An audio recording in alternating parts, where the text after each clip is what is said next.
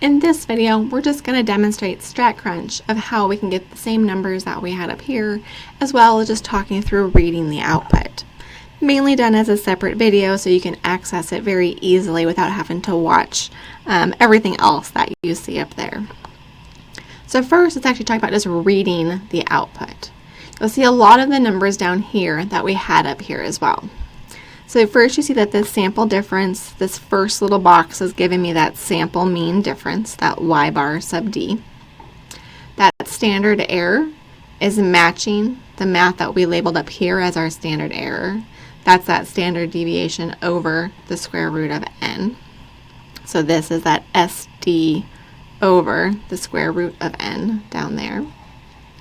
It also gives you your degrees of freedom, which we use to calculate our t from the table.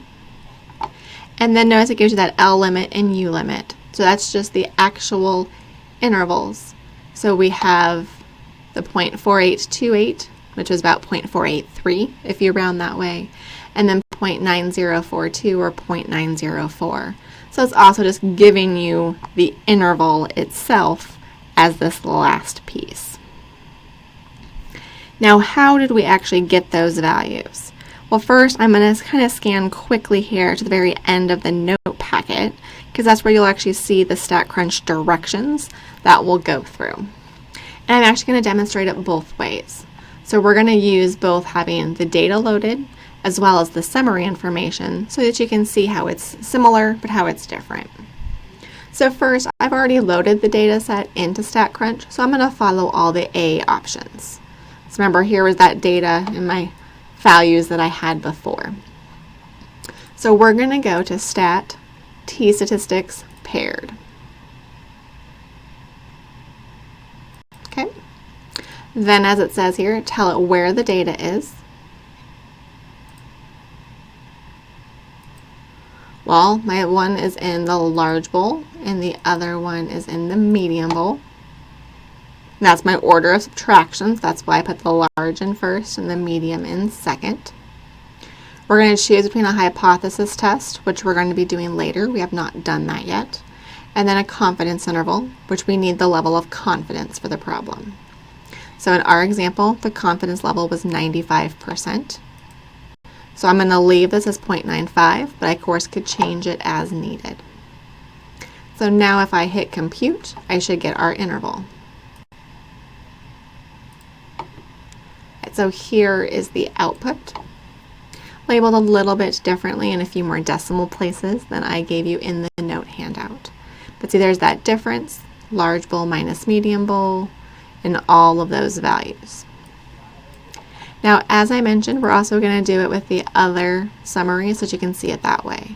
If I have the summary info, what that means I'm going to need here is I'm going to need my Y bar D, my SD, and my N.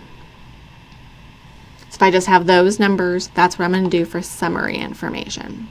So if I go to Stat, T Statistics, one sample with summary, just as it says here, enter our summary information.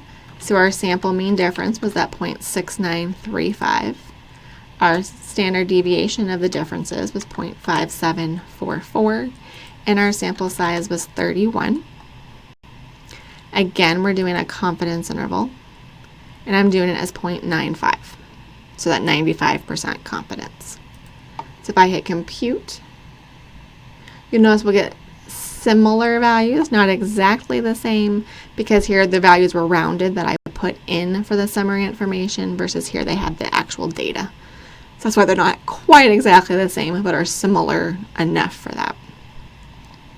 So that's how you can use StatCrunch, one, either to help you make sure you're getting the numbers right when you're doing them by hand, but there's also sometimes I'm going to ask you to use StatCrunch, either on homework or possibly on your iMath quizzes as well.